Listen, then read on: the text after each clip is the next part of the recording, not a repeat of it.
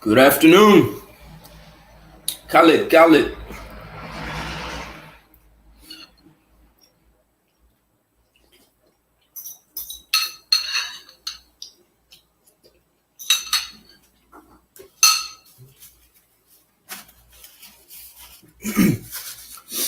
How is everyone?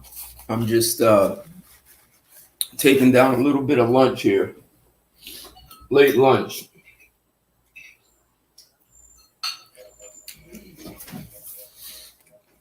Hey, what's up, Chris? Thanks for checking in.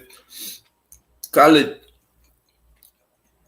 should be up. Hey.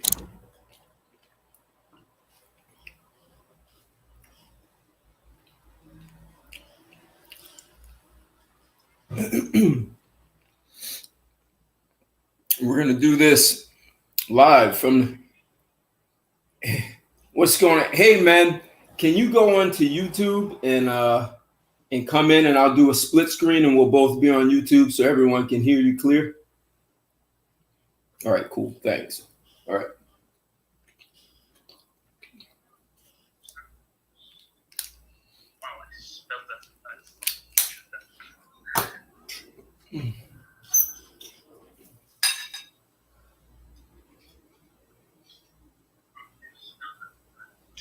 Chris said, Assalamu alaikum.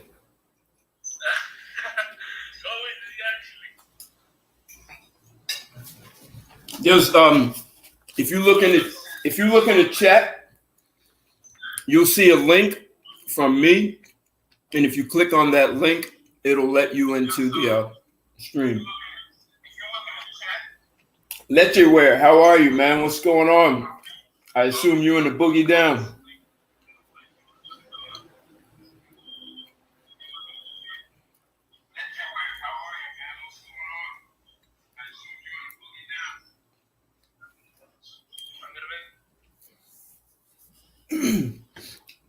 You in the boogie down, Leche? Oye, ¿cómo está? Huepa, sí, huepa.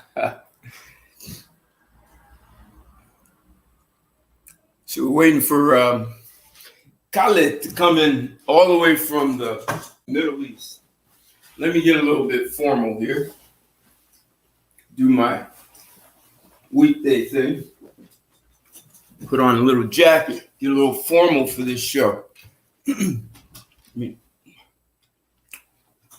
shut a window. We're gonna have silence. Oh yeah.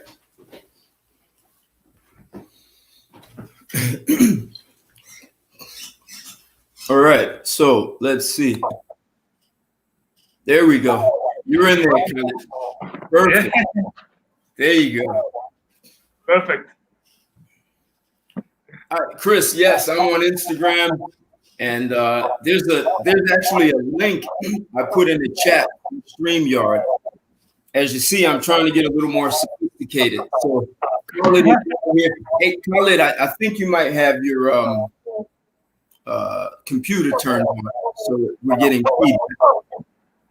Oh yeah, I do have my computer turned on, so we can have this interview.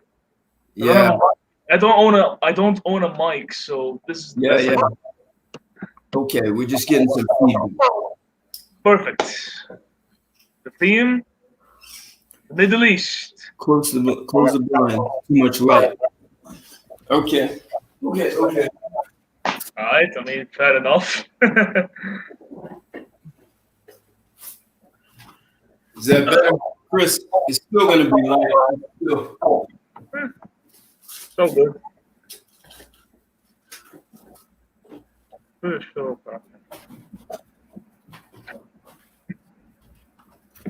Okay. All right. How you feeling, man? All the way from Saudi Arabia. What time is it over there? What? What time is it there? Oh, it's now. Oh shit! It's 9:06. 9:06. So you're getting ready for bed soon. 9 o'clock, right? No, it's a Friday, so it's a weekend. So just stay up and do whatever. Okay, cool. We're getting some acknowledgement. You know who Chris is. He's the one who introduced us. He's saying welcome, brother. Well, I'm happy to be here, Chris. I'm happy to be here, Ted. It's gonna be a great thing. We've already talked about this, and it's gonna be a nice interview. I just know it. Yeah, this is going to be interesting. So, uh, is the Middle East doing it right? So that's the question we're asking, right? So, you know, here in the U.S., I'm the one who is here in the U.S. A lot of guys we talk about feminism, we talk about the things that women do here, and I guess you don't have headsets that you can plug into your computer, do you? No, I don't. No, I don't. Okay. Right, right. We're gonna have to work around it. Okay. So you know what? You said that I had some controversial topics. So first, I want to say thank you for doing this. Look forward to drilling down in this conversation. I think it's going to be provocative and it's going to be educational. And I think this It's definitely gonna be provocative, Ted. That's a sure thing. That is a sure thing. and I think you're going to be able to tell guys a lot of things that they've been thinking about and we've all been talking about. So we're going to hear it straight from you. But, Oh, perfect. Perfect. Here's what I want to also say is when you and I were talking, you said I had provocative topics, and I said, "Hey, I did a topic on is the U.S. a whore culture?" And you started laughing and said that's not provocative. Why did you say that's not a provocative topic for the U.S.? Yeah, I do remember that moment, and I do remember laughing out because when you said is the U.S. appropriating whore culture, all I keep thinking in the back of my head is, well, no shit. You guys have porn promotion going wild. Sexual promiscuity is just rampant through the roof between men and women. OnlyFans, these type of websites just going ham. Prostitution is now being legalized for some reason. And all I keep thinking is, I don't get how this is provocative when all the evidence, if you just look around, look at Las Vegas, look at look at New York City, look at California, look at these ultra liberal states or cities, you'll find that whore culture is just becoming massive. It's So, sad. so it's not provocative. It's just common. It's common sense from what you're Yeah, saying. exactly. That's why I laughed. I'm like, how is this controversial? This shit isn't even controversial. It's right in your face. How do people think it's provocative? I don't know. So I'm getting a little advice here that you can use your headphones on your phone and listen. And so here, tell him he can use his headphones on his phone to listen and the mic on his computer. Actually, hang on a minute. I'm gonna check real quick if I do have some. Let me check real quick. Okay. So we're live on YouTube. We're live on Instagram, and we're streaming all the way from Saudi Arabia with some feedback. So we want to get rid of that problem. So just bear with us. Not even technical difficulties. We're just trying to make the show a lot better. You hear the feedback. I see the chat here. Thanks for joining, everyone. Look forward to this provocative conversation.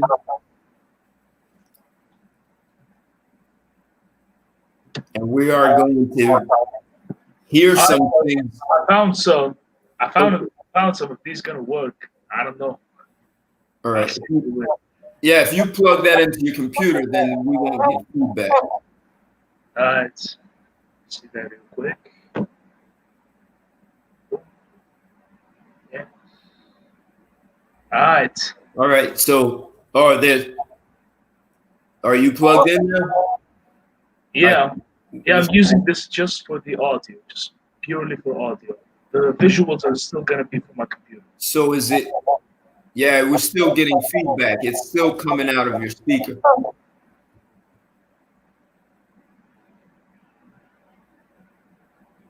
Did you change devices?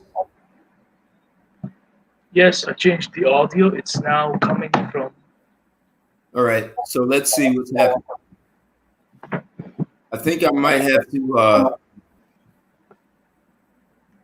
Let's see what happens. I'm gonna try this.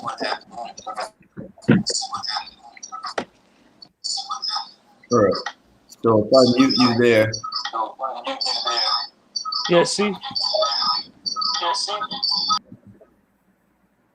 Yeah, I'll right. do it. So you can hear me through the headset. Some reason we're still getting feedback, man.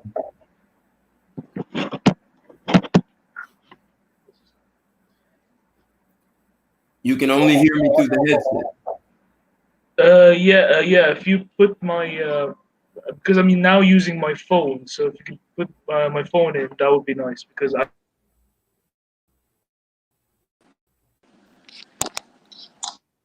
Okay. I'm gonna remove the other one. That's better. yes, that's better indeed. All right, we're getting. I can still hear you though. Yeah, it's Really? actually worked on this one.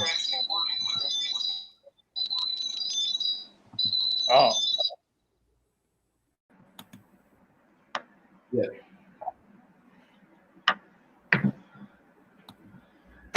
You know what? You know what? Let me just say this. You know what? Just fuck it. Fuck it. Fuck it. All I right. don't even care. I don't even care, bro. All right. So let's do this. Let's get the show on the road. So Yeah. Again, everybody here in the chat. Sorry about this. I don't got the shit. So sorry to anyone here in the chat for any inconvenience, but that's how it's gonna be. I'm sorry to anyone in the chat. it's all right. So we have a topic. Is the Middle East doing it right? Mm-hmm. Is the Middle East doing it right? Well, Hey, Chris how- Cantu. Chris Cantu is watching from Instagram. So oh really? Is he actually here? yeah. Hey, Chris. Hey, Claude. What's going on? Thanks for joining in. Oh, So that is awesome. we're talking about whether or not the Middle East is doing it right. We're speaking with Khalid, who's in Saudi Arabia right now. Mm-hmm. We started talking about a topic that I thought was provocative. Is the United States a whore culture? He laughed and he thought that's not provocative. The U.S. is a whore culture. Just look at the facts, right? Legal prostitution. So why is Saudi Arabia not a whore culture and the U.S. is? Yeah, I think the reason why it is not a whole culture is because they don't see feminism as a good idea. They look at what's happening in the West. Well, because the Middle East and the West are generally enemies, so whatever the West does, the Middle East generally opposes. So when they look around and see the promiscuity ramped up, they usually enforce it through through religion and community. They want to preserve the gender roles. They like to preserve traditionalism, which can be good, which is very good, but can also lead to some, bad cases. The majority of the time, it's beneficial for both men and women. Okay. So one of the concerns in the U.S. Okay, Chris. I still hear feedback, but one of the concerns in the U.S. is feminism has taken over. It's pushed a lot of men out of the workplace. 51% of the people in the workforce are female. So the majority of workers are women now. That means you have a lot of 51%. Wow, I didn't even know that. 51%. So some men are feeling a little bit helpless. Like they work in HR departments. They have power over hiring people. Wives have jobs, and if they don't want to play the role of the wife, she says, "Hey, I'm leaving."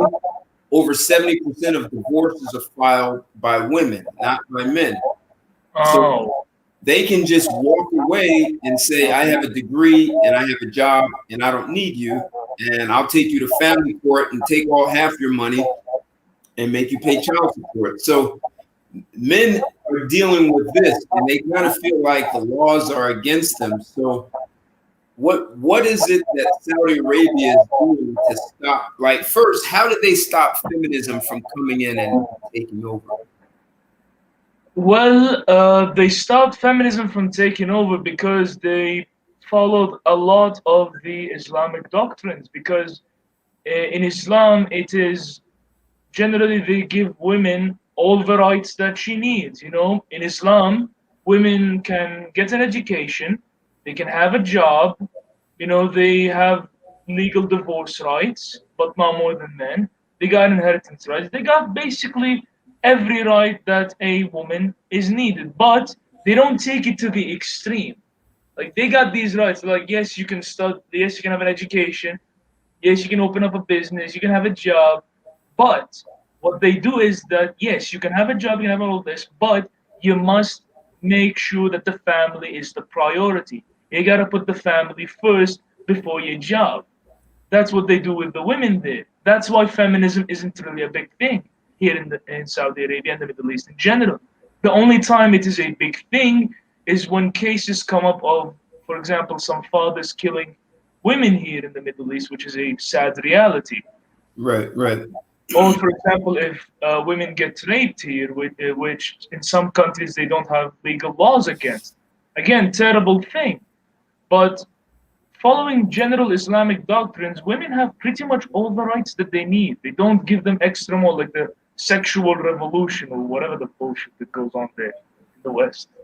So, okay, so how did Saudi Arabia or Middle Eastern countries stop the sexual revolution? Because that's what a big thing is. Women have been told they can have sex with as many men as they want because they can do everything that men do. Well, I would say they stopped it due to enforcing traditionalism and modesty, which is commonly found in religion. They enforce traditional gender roles, which they say, okay, you can be a working mom, but you're still gonna have to emphasize on the mom. You gotta be a good mother. And with the modesty, they don't allow women to, you know, wear overly provocative stuff. Even for men, they do the same thing with the men. Don't wear overly provocative shit. Traditionalism and modesty is what stopped the sexual revolution from happening in the Middle East. Well, It's heavily are there consequences if a woman violates it? well, not it's like going into 2020. It's not been enforced as it is. Like the laws are changing here. The times are changing. But before, yes, they used to get prosecuted if, for example, the hijab, the head's covering, slips off, which still happens in Middle Eastern countries like Iran, where they get gas attacked for doing so. But other than that, it's not really that enforced. I mean, hell, still in Saudi Arabia, they gotta wear the abaya, which is like a long dress that covers anything the woman Right, wears underneath. right. But it's not enforced. Like the police won't arrest them. Like the families won't do anything if a woman wears, like, you know, shirts or pants or whatever. They won't do anything about it. It's just changing. It's just cultural changes here in the Middle East. So maybe you all are in trouble now. What? Maybe you're in trouble now. We may be in trouble, but we're still keeping it low. Like it's rising, but it's not reaching the climatic climax Well, where it's going western. It's going to the western side. do you all get movies from the United States? Oh, definitely. This is what sells the big bucks here in the movie industry. So And they did. or can you see? Do people see a difference or an influence from the movies from the US? Some, unfortunately, a lot of women here, like Muslim women, like for example, I see on Twitter or I see on social media in general, they always have this idea of, you know, let's become more like the West. Let's allow women all these fucking freedoms. I'm like, freedoms to do fucking what? Fuck every guy you see in town, renouncing your femininity just to be second-rate men, refusing to start a family over what? Over working for a faceless corporation? So, what y'all? What is the trying to change biology for what? What did y'all get out of it? I never get that. Okay. All right.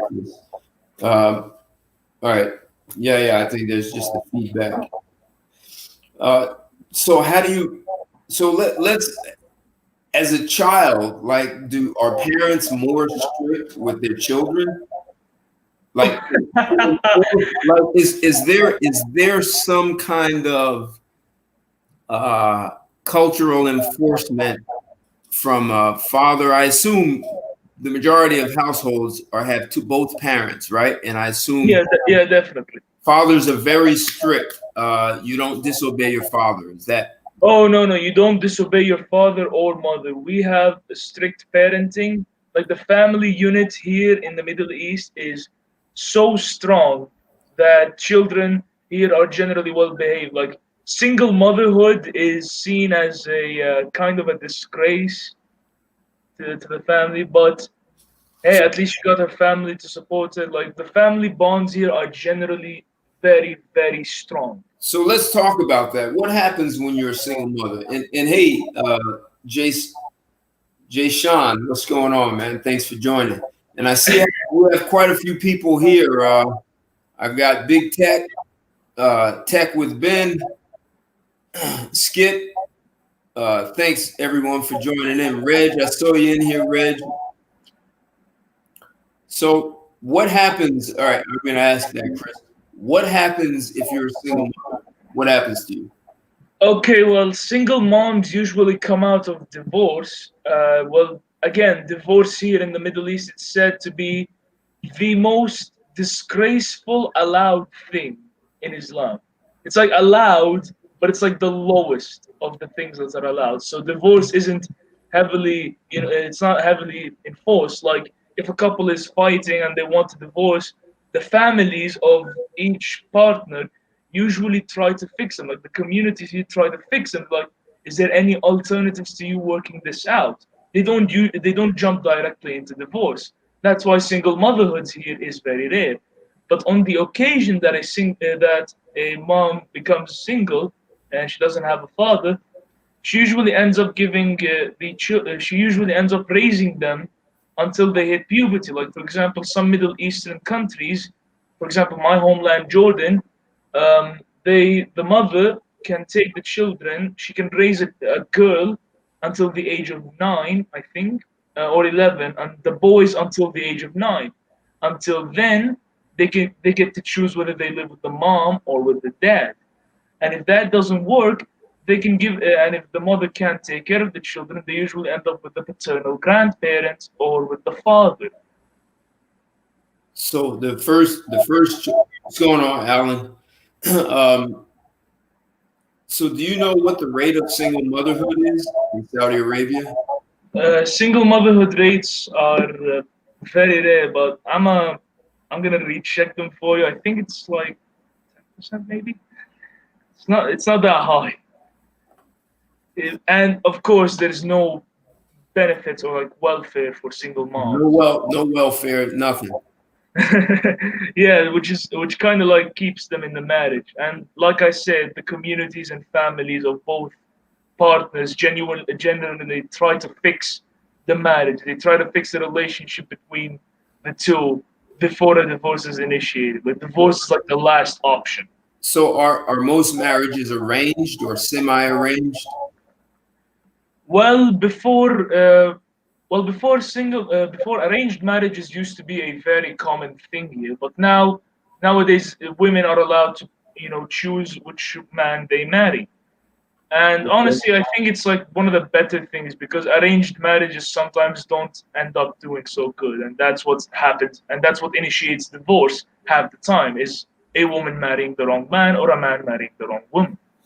Really? Okay. Yeah. So there are a couple of questions. One is uh, one is in the chat. What happens if she's widowed, right? The husband dies. How does the family handle that? Oh, I think if the father is dead, then the children have to go with the with the grandma, with the mother of the mother. You gotta go. The children have to go to their grandma, and if the grandma doesn't take care of them, then then the woman can choose any other of her relatives, whether be it a male or a female. Okay. And if none of that works out, well, she's gonna have to take care of the children on her own. Okay. All right. Now, and what's going on, Manupas Canes? What happens if a woman gets pregnant and she's not married to the man? Oh, well, we don't enforce abortion, like I said. We don't kill children, so that's a big thing. So Unless the woman is about to be dead. abortion is illegal. Yes, unless the woman is about to be dead. Unless the woman is about to die from childbirth, then no. What if she gets raped? If she gets raped, they use the baby as evidence. They use the baby's DNA as evidence against the rapist. Okay. All right. All right. So now, if she's not raped and she's promiscuous, she's been watching movies from the U.S. and she wants to bring the horror culture to Saudi Arabia, and she goes out and gets pregnant by some guy. What happens? I'll summarize this up real quickly. Good fucking luck with that. Good fucking luck with that. Because that shit does not happen. I've never seen promiscuous Saudi women trying to bring their whole culture in there. Oh, kill all babies with this fucking bullshit that goes on in the West. No, that is absolutely retarded. So what happens? She gets alienated. Like no one's gonna hire her. No one help. Like what does she become? Sometimes she's seen as a disgrace to the family and the community because of the bullshit that happens. But the problem is when you use the disgrace thing, when you use the disgrace excuse, it ends up with one of the family members killing her, which is not that good of an alternative. Like, yes, oust her out, talk with her about this stupid opinion, but don't kill her. And that's unfortunately what ends up happening. That's why you see all these articles about females being killed in the Middle East. Most of the time, they end up getting killed for honor reasons. Whether they have a divorce or a baby out of wedlock, or if they have a dumbass opinion. All right. So wait a second. If a woman gets pregnant as a single mother, she just disgraced her own family, right? Yes. Now, and they end up most of the time trying to force a marriage between her and the biological father. Now, what if the father doesn't want to marry her? Well, they take them to court and they're going to have to decide on how much child support they're going to end up paying. So they try to force marriage. Okay, so what if the woman doesn't want to marry? If a woman does not want the marriage, then the child is going to either be given to her family or to the father's family. Depends on how the court settles it. They're going to have to give it to either to the biological father or to one of her family relatives that actually want to take care of the child. So where's the father in all of this? What does the father do if his daughter gets pregnant by it? How does a father handle that? The father usually takes responsibility of the child by having to take, like, for example, if let's take a situation where the woman who gets the single mother, how does her father handle that? Well, it varies from family to family, from community to community. Some fathers sympathize with their daughters, and some generally don't. Now, would a father kill his own daughter, or is that the brother? Like, sometimes it does happen. So sometimes the father will kill his own daughter. Yeah. Oh shit! Wait, hang on a minute. Shit's about to blow up here.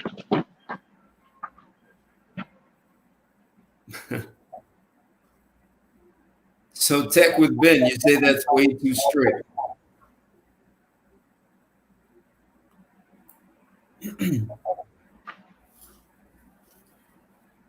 So it sounds like it's not exactly zero tolerance, but it's close to it. Some fathers sympathize.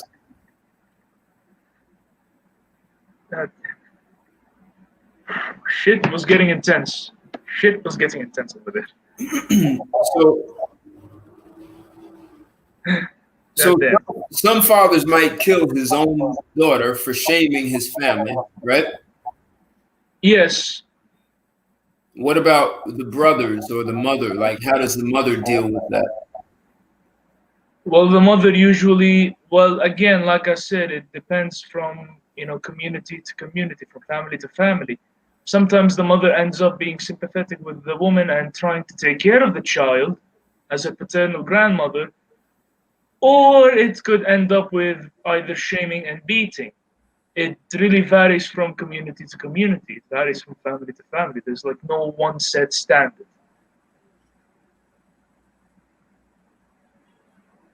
Okay, interesting. It is interesting. Like the same what someone just wrote that I guess even over there, women are generally treated as children because if left to their own devices, they'll just do what they do here in the West. Yeah, well, like I said, it's not as heavy. It's not the patriarchy is like slowly going down here in the Middle East. Like it's not. If you compare '90s Middle East to 2000s Middle East, you'll see a clear difference. Like I said, culture is changing, rules are changing. Shit's changing all around here in the Middle East in general. So you all let women drive. That's maybe you're giving them an inch now, and they're gonna say, "Oh, we drive now. Now we want this. We want to twerk. We want to be on OnlyFans." They're gonna tell you all of that stuff now. No, it's a sad reality. But yeah, you give them like you said, you give them an inch, they'll take it a mile, and well, that's what the Middle East is generally good at. It's generally controlling that mile. They're like, we'll give you that inch, but you ain't getting that mile. So, That's what we do. That's what how? we do differently from the West. So tell me exactly. So that's what every man wants to know. How do you stop women from taking the eye? You give them the inch. You can drive. You can work. You get an education. So they're doing a lot of the same things that women do in the U.S. You've given them an inch here, an inch there, right? So let's say there's an inch for education, an inch for a job, and now you gave them a half an inch for driving. How do you stop them from taking the mile? What do you all do? Well, like I said, in religious doctrines in Islam, they like women, like I said, they're allowed to have a full education, they're allowed to open businesses, they're allowed to own, property.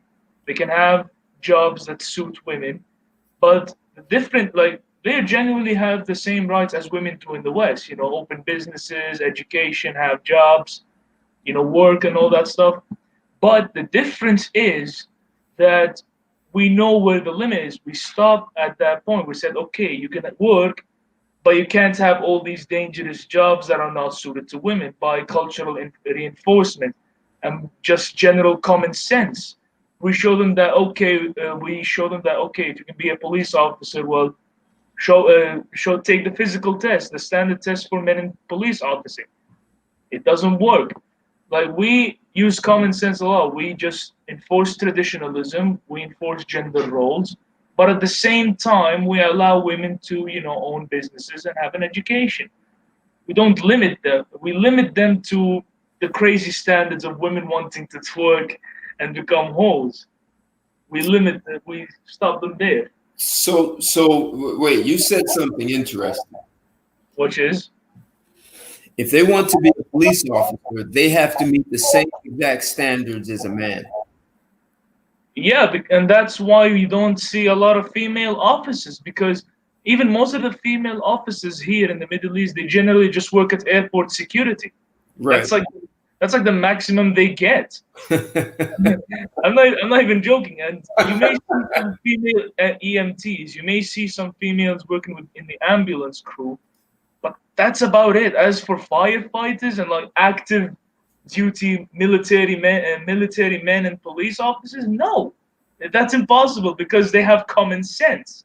They realize that no, we're biologically weaker than men, so no, we can't perform as well as them. They So, realize. do you have any women in the military? A lot of Middle Eastern countries don't have women in the military. I mean, some do, but the women in the military don't usually work in the front lines. They usually work as in the air force, and that's about it. But some women do work in the personnel, but that's like an exception to a rule. Like they Okay. said, there's always an exception to every rule, and there are few women that actually, meet the expectations. But then again, how many of it is really like, like, is it so much that you have to make the army 50% women? I don't think so. Okay. So no female firefighters.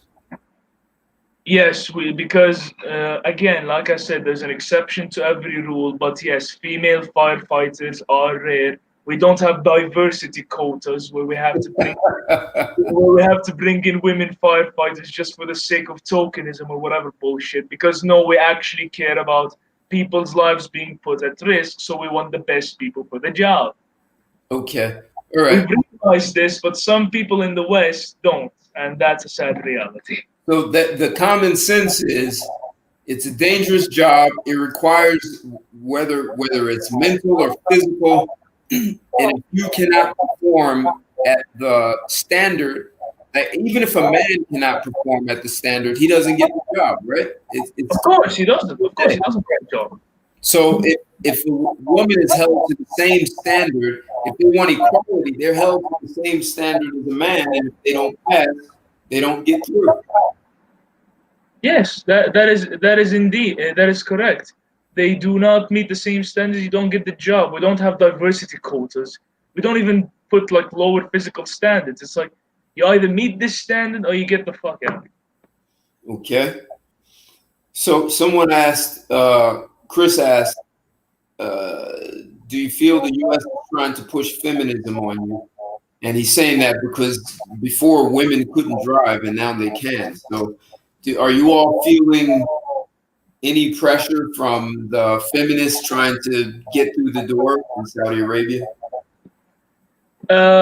Yes, that is a real thing because a lot of the time, Western media and Western influences they use examples of like oppression, like when they see women covered up and shit, they use that as like form of oppression. They spread all these articles about how women are getting it rough in the Middle East, how it's bad for them out there, and all that stuff. Like there's a brainwashing campaigns by Western influences and Western media to show that women are getting treated like shit in the Middle East.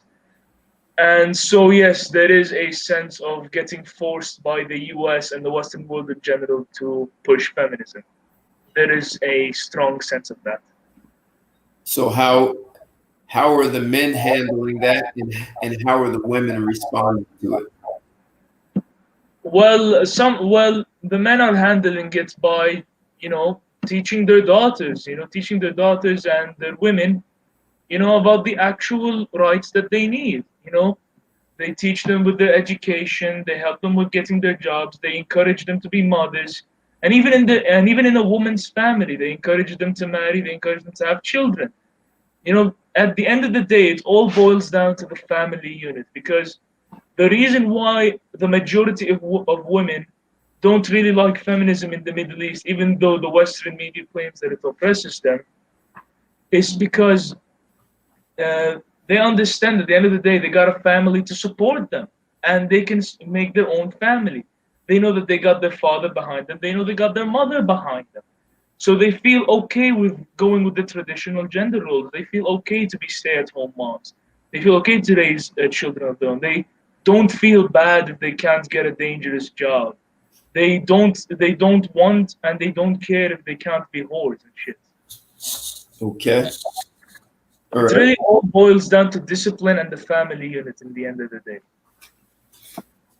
So that means one of the things that happened here is back in the 70s, they started to shame women who acted feminine and who were stay-at-home moms. They said, "Oh, that's weak, and you're soft, and you're weak, and you have no power. Look at you, feminine. You're a stay-at-home mom." That was a big way that they discouraged women from being family. Yeah, and that's a problem with the West. Here in the Middle East, we recognize femininity, we recognize feminine characteristics, and we say No, it's okay. Embrace it.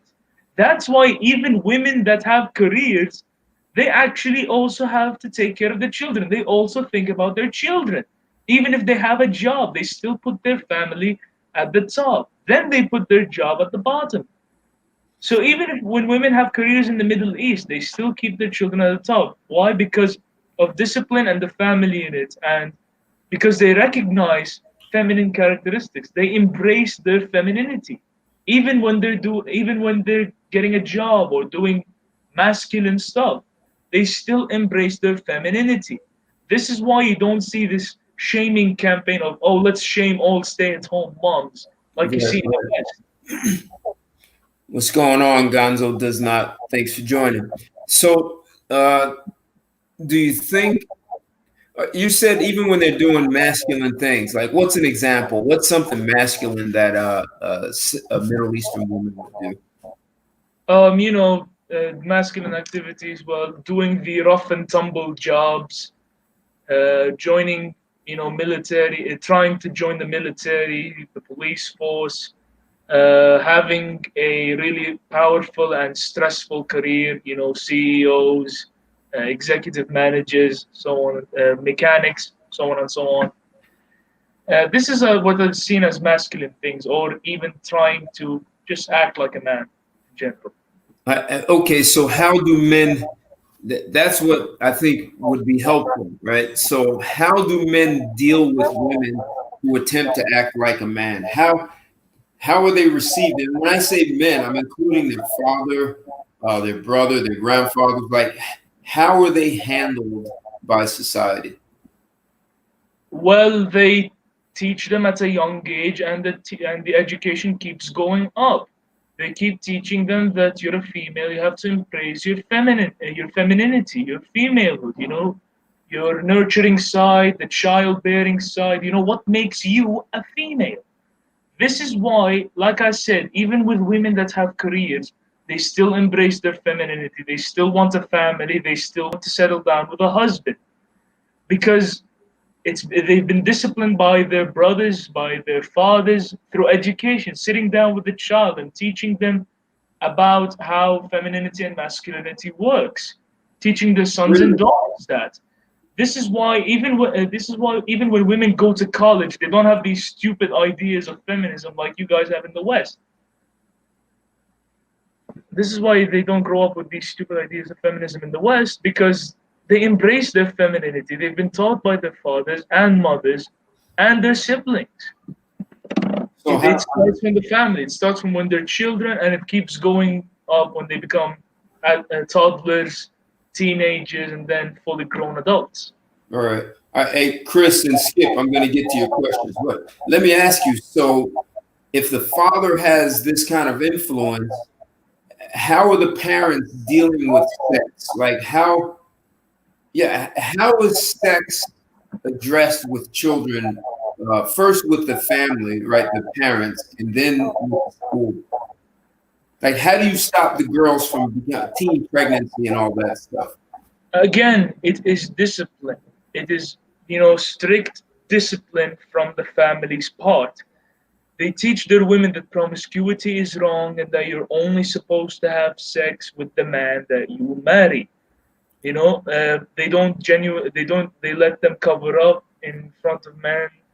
They make them act modest, dress modest, keep it traditional.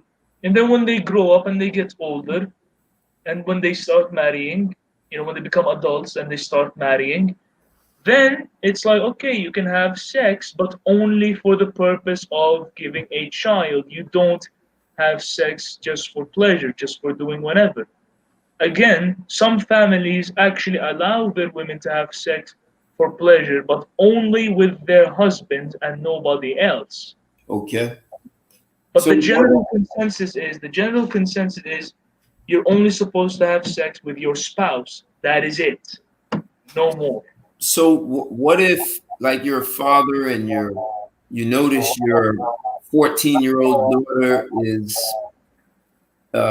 emulating, copying some things she saw in the movies from the US? Like, how do you correct it? Because I assume with some influence, right, that from the West, that some of the girls start to maybe act differently. So how does a father keep her back in line if he sees that? Well, he keeps a well. Again, it differs from family to family, but generally, the father keeps a watchful eye out for his daughter.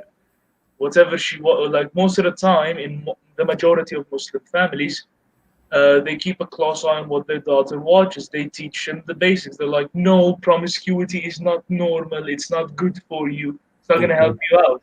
Again, it's not just the father, it's also the mother that teaches her that promiscuity is not good because she's been taught by her family, who've been taught by the previous generation. It just keeps going down the family line because again the family unit is what keeps the women in check. It's what helps the father keep the sons and daughters in check. They teach them that, fucking every girl you see or you fucking every guy you see, it's not correct, it is wrong. You may end up pregnant while you're a teenager, you're going to fall into depression, you're getting AIDS or any sexually transmitted disease, so on and so forth. So they even do it with the son. So it's not just the daughter, it's the son and daughter. Yes, exactly. They do it also with the son. They tell him, you're supposed to only have sex with your wife. You're not supposed to, fuck every woman you see. Interesting. All right. Yeah, and So porn is of course banned just so that it lowers the promiscuity down. Porn is also like really banned. You can't get it unless you use a VPN or any of that stuff, or you connect to another internet service. But no, you don't get porn here. so the internet is censored then. Yes, very very censored here in the Middle East. There are some websites you Interesting. can't access in the Middle East. We're getting some interesting questions. So uh, are women happy in their submissive roles in a Muslim society? That's a question. Well, yes, majority of the time they are happy to embrace the role of being a not single, stay-at-home mom.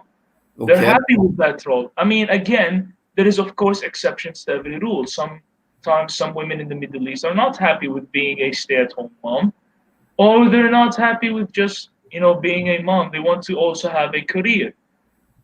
But the majority, the standard rule is that women are okay with being stay-at-home moms.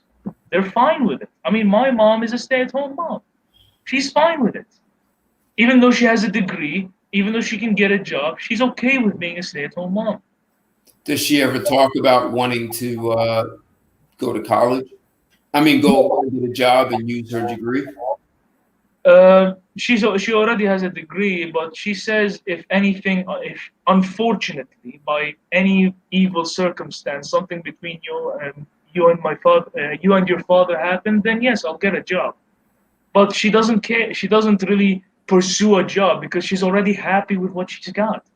She's happy with being a stay-at-home mom. She was happy with raising me and my little sister. She's okay with it. Okay. All right. Do women have a lot of college debt, or people? Do you have a lot of college debt, or how does that work? College debt is not a really big thing because the government usually helps out with college applications and studying. Like studying in general is like strictly enforced. Okay. Kids are like, for example, in the grade 12 exams, the exam before you go to college, some kids don't even go out. They don't even like the family usually gives him the food and then they just lock him in his room to study for both men and women. Really, it's a real thing. So studying is genuinely enforced. So most of the time they get scholarships to go to university. So it's really free. And again, the reason why they don't have that big of a debt is because families understand how important education is for both their sons and their daughters. So they usually supplement their Interesting. college tuitions. So they usually give them the money for college tuitions. What was your mother's major in college? She's a agriculture, I think. Yeah, agriculture. Agriculture. All right. Okay. All right. Have you ever learned anything from your mother about agriculture? Does she talk about, like, she has knowledge about it, right? Yeah, no, we haven't talked too much about agriculture, but she's taught me a lot in biology. Oh, In fact, interesting. So having a mother who's educated is good because she can talk to you about certain. You can learn things. Of course, educated moms is a good thing. We don't see educated females as a bad thing, Right. as some people claim. No, we don't. In fact, it's okay with us if it's normal if a woman goes to college in the Middle East. Right. We're fine with it. So what about lesbians? So You brought the LGBT community into this. What the hell do you think? yeah, how do you all handle that? You know, because you see it, you see what's happening here, right? So and actually it's the lesbians that told women that shamed women for being feminine. They're the ones who started, you know, I don't need a man and being feminine and weak, and then they started to convince men that men should be feminine and women should be masculine. So how do you all deal with lesbians? Because you have to have some there. You already know I'm laughing so hard because these answers are so bad, yet they're so simple. It's this: we kill them. Oh, wow. I'm sorry. I'm sorry to the chat, but I'm gonna keep it plain and simple. Lesbians, gays, bis, trans, y'all are fucking dead. Are you serious? So if Yes, you see two women walking down the street holding hands, they're in trouble. yeah, there's definitely suspicions that rise, and it gets really worse if somebody catches them doing the act. If somebody catches them in the act, good luck surviving. Really? Yeah, good luck surviving. So, okay. So anyone who's a threat to the morals of your culture, you get rid of them. Of course, whether it be, I've heard that sometimes with the LGBT community, with lesbians and gays, they usually give them conversion therapy, shock therapy, to stop them from having, these gay thoughts, to get them back on the straight line. If that doesn't work, well, they either get imprisonment, or if a judge decides, death. So you all listening to this? So the lesbians get handled. Yeah, lesbians usually serve life sentences. Sometimes they get executed, or sometimes lesbians they serve a certain amount of them. I think like 10 years, and then they pay a huge ass fine, and then They pay a fine for being lesbian. No, but it's not like a small fine. We're talking millions. We're talking in the millions of dollars. Really? Yeah. And if they leave prison, and after they leave prison, they're usually all beaten up and hate life. So what if they can't pay the fine? What happens? They go back to prison, or? Yeah, you get your ass beat again. Wow. So you don't have any guys walking around saying that they feel like they're trapped in a woman's body? No. Gays do not exist here. Gays do not exist. Wow. So Oh, God. I'm moving to Saudi Arabia, man. Man, I mean, do you really want to? Come on, walk. 434. So let's see. What else do we have here? Which is good. Here's. Oh, I can already feel that you're homophobic comments. Oh, I can already hear them coming. No, I don't think here. I mean, they probably won't speak up here. Yeah, no, but once you post this live stream, I bet someone out there is just gonna fucking scream homophobic at the peak of their lungs. I just know it. So let's see. So you think women are they're still happy, and you know what they say here: women who have all these rights now, they're less happy now than they were in the 70s before they. Yeah, that is very true. I mean, I even found out, and this is very interesting.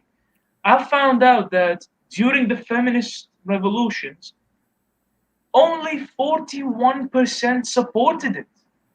Only 41% of women supported the feminist revolution. Really? And all I'm thinking in the back of my head is, well, what about the 59%? Oh, okay. Right. I see what's going on there. They were ignored completely. Right. they either don't care or they don't want to be a part of it. Sad things. Yeah. So is there any such thing as an interracial relationship in Saudi Arabia, and how is that handled? Interracial? Yes. Well, well, But we're very well. Let me put this bluntly. We're a racist country. Saudi Arabia is racist. you're very racist. If you're not, well, wait a second now. So you're Palestinian though, Yes, I am Palestinian. and you were born in Jordan, right? No, I was born in Saudi Arabia You were because born. my father Okay. came here 20 years ago. Okay. All right. All right. Um, so aren't you still an outsider as a Palestinian? Yes, they still think I'm Jordanian. I still have the Jordanian passport. I can't get Saudi citizenship unless I pay the government the equivalent of $20,000 every year just to be a citizen. And Wow. yeah, who wants to pay that? So even with immigrants, like most, if not all, immigrants go under the kafala system, which is that if they're coming here for business purposes, their employer has control over them. Like if the employer decides to cut ties with that employee, then they deport them back to the country of their origin, back to their country. Okay. All And right. sometimes it gets really brutal. Like sometimes if these immigrants decide not to, they usually get arrested or beaten up. Okay. It's a real thing. So, here, a question is: are women attracted to educated, college-bound men? Definitely. That's what brings in the big bucks. Okay. All right. So, what about police? How do the police interact with people? Are the police aggressive? Can they be violent? Like how does that work? Oh, the police. Well, a lot of the people usually like to focus on police brutality in the West. I Right. say, come over here and check out real police brutality. I Really? mean, yeah. I mean, the thing is, I actually got kicked out of a grocery store because I didn't wear a face mask because Corona here is like genuinely lower. So I got kicked out, and the thing is, he actually threatened to arrest me and fine me if I didn't wear a mask. So I had to wear it. And I swear, when I went into that store, I removed the mask and then I just shopped around for whatever. And the moment I left, I just cursed him. I don't think he heard me, but if he Right. did, he Right. probably would arrest me. Really interesting. So, um, what's the speed limit? I know you guys drive in kilometers per hour. Like, what's your speed limit on the highways? Well, it really varies from street to street. It's usually 40 kilometers to 60 kilometers per hour. Okay, all right. And if you get stopped for speeding, do they lock you up? Do they take you to jail, or did they give you a ticket? Well, my experience, I haven't been, or rather, my father, he hasn't been stopped for speeding. We got a lot of speed cameras. So basically, what the government does is like, see, oh, this guy's speeding. They check the license plate of that car, and when they get the car, the license plate, they find out who the owner is because you got to register under the government, and then they send you a fine. They They send you send it that. in the mail. Interesting. Okay, so the police, you may never even encounter the police. They'll just get a ticket in the mail. Yeah, I didn't really encounter police like encounter police for speeding. Okay. And what about in school? Do the teachers can they hit the student if you're misbehaving? Well, the school I go to doesn't do that because again, it's going back to the Australian embassy. So, and no, we don't have school beatings, but some schools in Saudi Arabia, like the government-owned schools or the local schools, yes, they do hit children with rulers. Really? Yeah. Have you ever heard of um, students, whether in college or high school, having sex somewhere and getting caught in public? Um, well, like in college. Yes, or high school, but college. No, that doesn't happen because again, it all goes back to the family because the family teaches the child that no, promiscuity is wrong. You're not supposed to have sex when you're young. You're supposed to wait until you're an adult and you're married. So this shit doesn't even happen like a lot. It's very rare, maybe like one case per school. And what happens? What happens to that one case? Well, they usually get disciplined, What, whether it be beating or they get wait. If you're in college, you get beat. Is that what you're telling me? They both, the man and woman, both get beat. not just but not the teachers. They get beat by their parents if like the college decides to inform their parents, or if the college finds out, or if their classmates find out. Things get bad. Things get bad. Really? Yeah. You still get beat.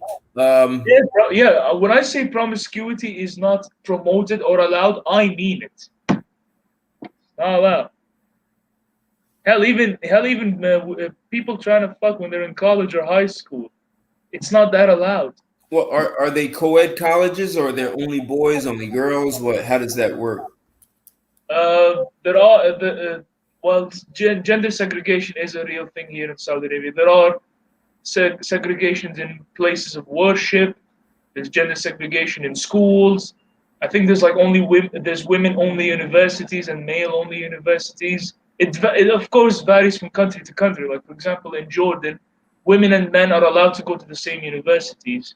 But in Saudi Arabia, for example, no, there's a female only university or a female only campus, and Right. there's a male only campus. And here in Saudi Arabia, there's like, okay, here's a restaurant, but this section is only for males, and this section is for women and children, and so on and so forth. Okay. Yeah, gender segregation is a big thing. It's in everyday life. There's gender specific mosques, gender specific schools. So, Yeah, okay, let me ask you about driving. So, women, can they drive anytime they want? yes, women now can drive. They can go take the test. They can take the driver's test. They can get a driver's license. What if she's driving alone and it's 11 o'clock at night? It's not really encouraged, but at the same time, it's like fine, you can do it if you want, but it's not really encouraged to do so.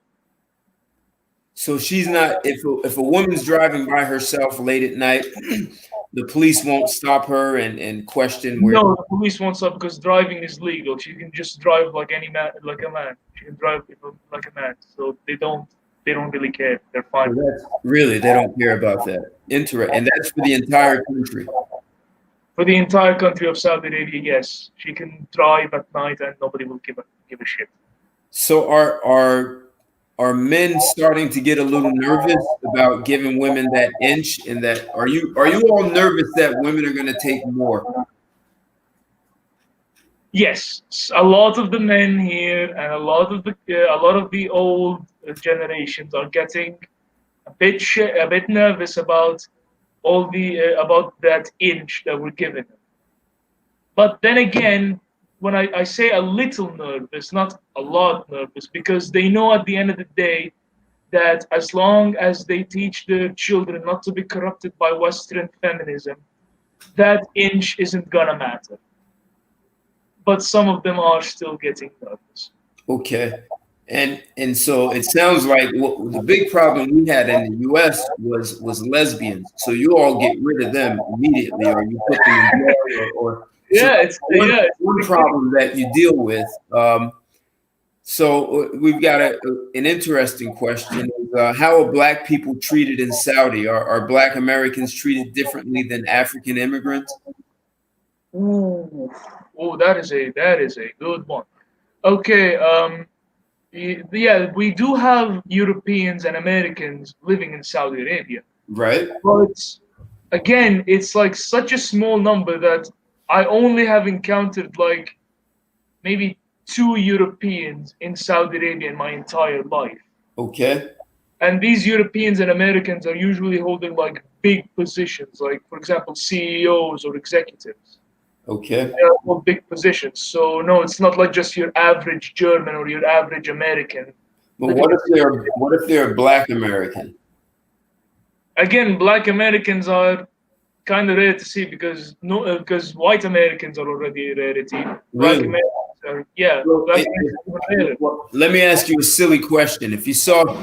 If a black American walked around Saudi Arabia the way you see in the videos with his pants hanging down and, gold teeth and gold and, I'm a tough gangster and show me where all the bitches are. Oh, that boy's ass gonna get beat. That boy's ass gonna get beat. If not by his parents, then just random strangers would beat the shit out of him. No, but what if, okay, I get it. That's for a Saudi boy. He's going to get beat, right? But You know, what, even if he's a foreigner, you do this. They really have this sense of you do this stupid shit in our country, and we will kick your ass. so if one of these famous rappers goes to Saudi Arabia walking around tough and gangster and pants hanging down and talking shit, he's going to get his ass kicked. Why do you think they spend a lot of security when they come here? Interesting. Yeah, I mean they do, and I mean we do have concerts with rappers. Like we recently had a concert with Lil Wayne here, but he spends a lot of money on security because he realizes that no, they don't do that stupid gangster shit in like they do in the West. Like we do have a gangster culture in Saudi Arabia, but then again, it's mostly just edgy teenagers trying to be tough and shit. And I'm sad to say that I'm about as old as these fuckheads. So there we go. Are they? Do you have a Saudi Arabian mafia? Your own version of the mafia? I think every country has their own version of the mafia, but yeah, I think there is a Saudi mafia, but I've never encountered or have done research on the Saudi mafia. Okay. So I don't know how true it is. All right. I think every country to an extent has their own mafia. There's the US mafia, there's the Indian mafia, there's a Mexican mafia. Every country has their own version of a mafia. So, you were saying that in Saudi Arabia, the internet is censored, right? But here you are on YouTube, right? On YouTube, you can see anything. Yeah. So are you using like the dark net or something, the dark web, or how are you? I don't use Google. I'm using DuckDuckGo. I'm using another website, a web search engine, because it's more likely that they won't be censored Okay. than Google. But yeah, the internet is genuinely like restricted. Like if there is content, for example, criticizing the Saudi royal family, then yes, that shit will take it down, and you'll be lucky if you survive the next morning. Really? Yeah. Or for example, if you point out to the fact that there are still some Saudi families that kill their women, and there is no law to protect them from rape, you'll get that article censored, and like I said, you'll be lucky if you survive the next morning. Wow. I mean, you can search up the case of Jamal Khashoggi. He was a Turkish Saudi Arabian journalist who published numerous articles criticizing the Saudi royal family. And then when he went to visit the Turkish embassy, the Saudi royal family actually ended up assassinating him. Wow. Yeah, the real thing. And so no one went to jail for that. Oh no, we do have, like I live 20 minutes away from a prison, and inside that prison is a Yemeni blogger who talks about how women get beat up and raped in Saudi Arabia, and there's like no law to protect them from it, and he's now sitting in jail for it.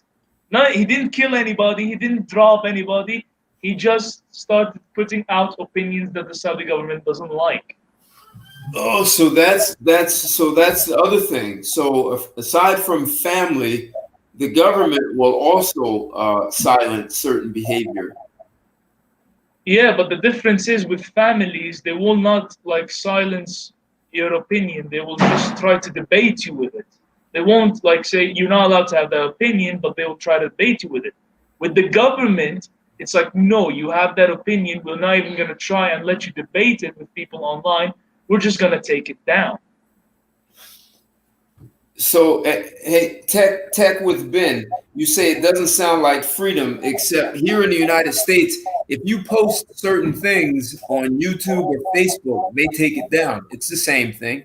We have I know, but the difference in the US is that it's private companies that do that, Right. and you can push for private companies. You can protest against private companies to, allow freedom of speech. The government doesn't control what you guys can say. Here in Saudi Arabia, no, the government does control what you say.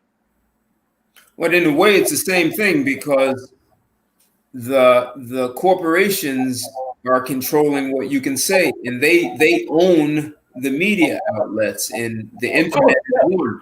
So it sounds like you're saying the government owns the media. That's the only difference is here businesses own the media outlets. There the government owns it. So whoever owns the media censors it. It doesn't matter if it's government or business. exactly. I It's mean, hell, censored. my mother even told me when I started talking, when me and my mother and my father we started talking about, the conflict between Saudi Arabia and Iran after the Iranian attacks on Saudi Aramco and even the Saudi war with Yemen.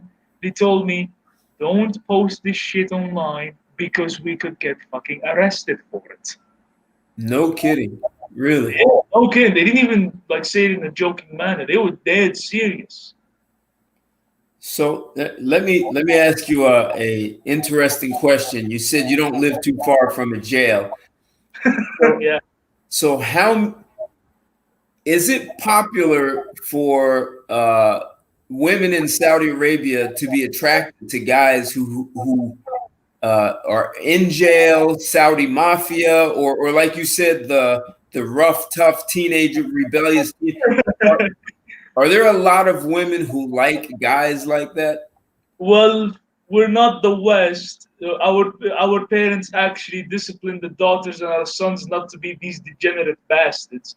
So no, you don't see these tough, rough and tough teenagers around. You don't see women getting attracted to them because our families actually discipline us to no, don't be attracted to these moral degeneracies. But So again, there's always an exception to every rule. So yeah. so what happens when a girl brings one of those guys home?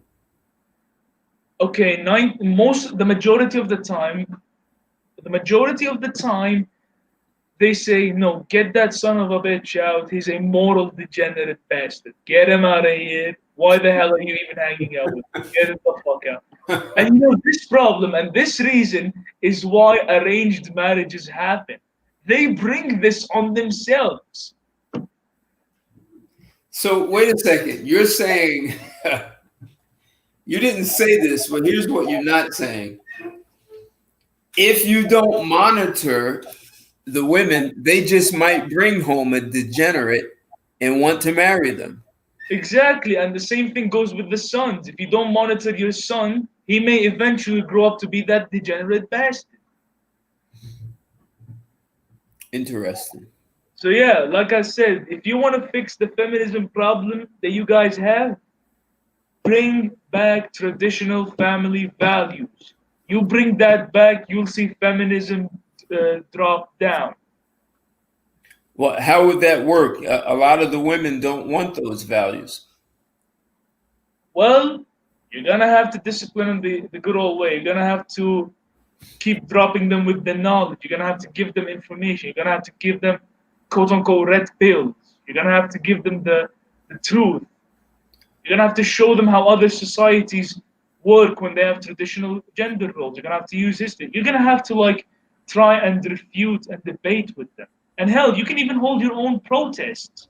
If feminists have their own protests, why don't you all have? You can all march in together and push for these rights that these feminists do. Well, the other thing that you all do there is you enforce standards in the workplace. And if a woman doesn't qualify, she doesn't get the job. We lower the standards and give the woman the job, whether it's military, firemen, policemen. Yeah, like I said, we don't have diversity quotas. Right, for a doctor, right? So a male doctor, maybe he works 14 hours, 16 hours a day, and a female doctor. So and maybe part of the job is you have to work long hours, especially if you deliver babies. Women Yeah, will say, I only work 8 hours and that's it.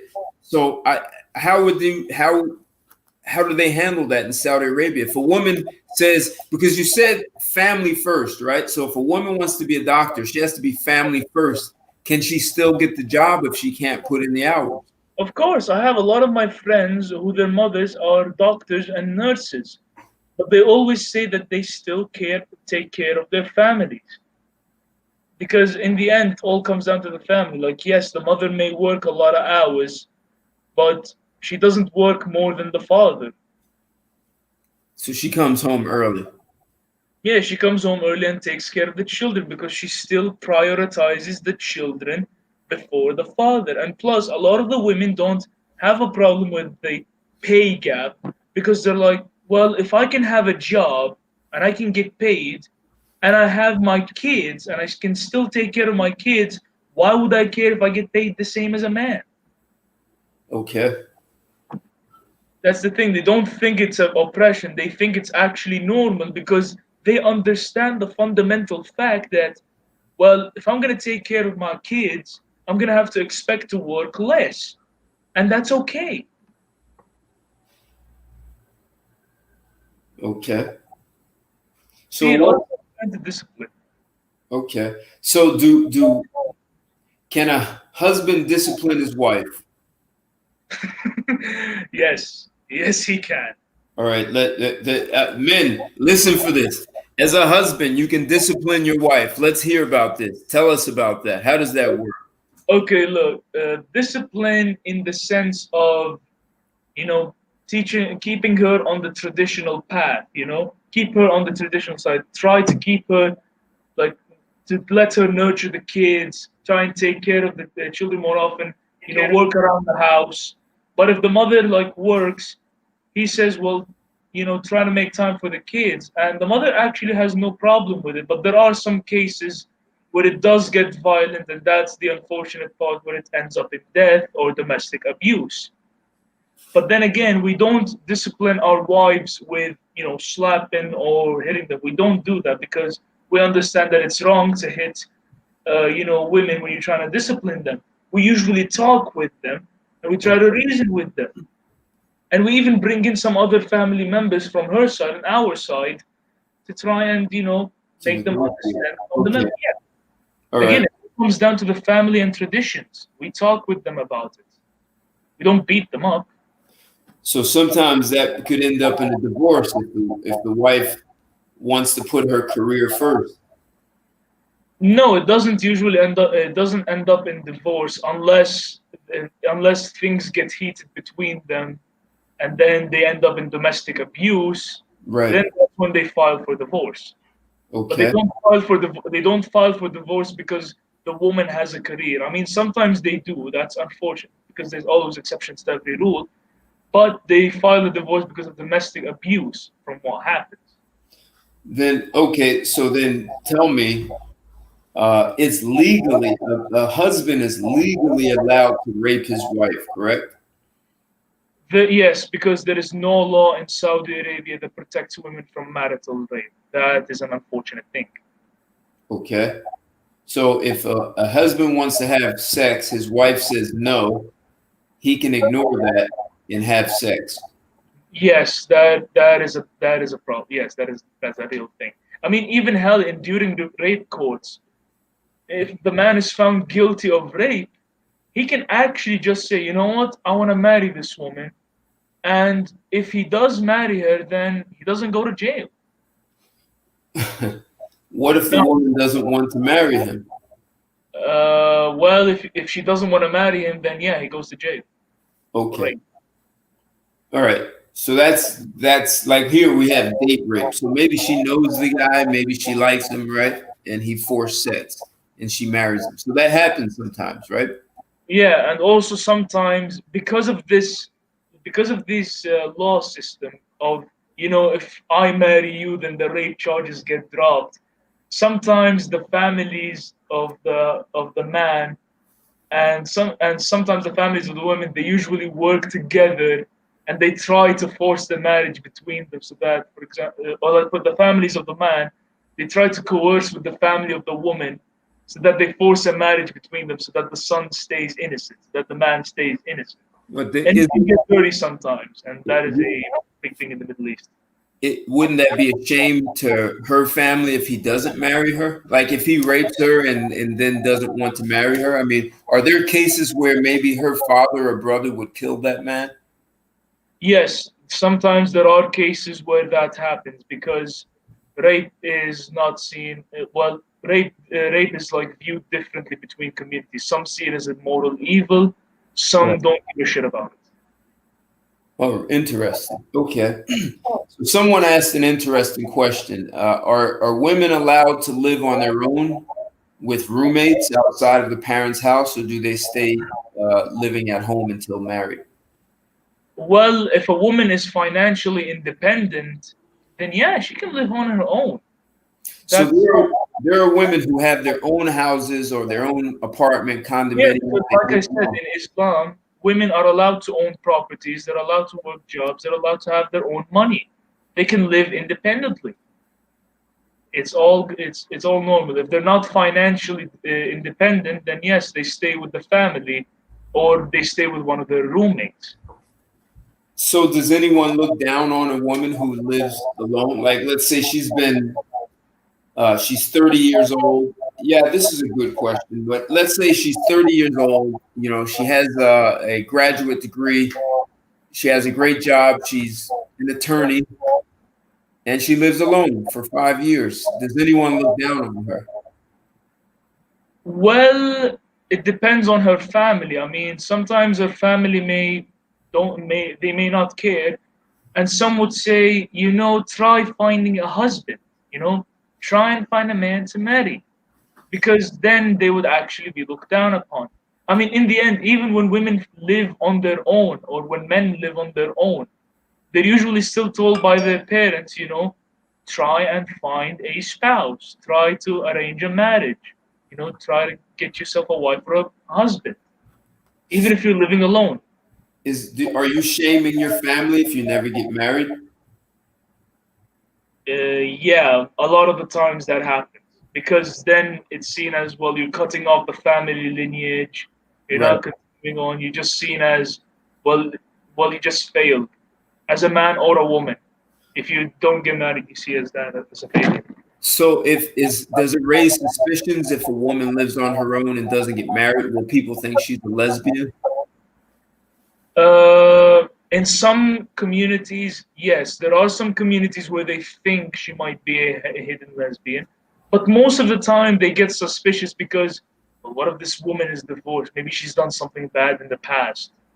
And a lot of the times it's just like, oh, well, there's a single woman financially independent. I'll try my hand at wooing her or getting her hand So, into marriage.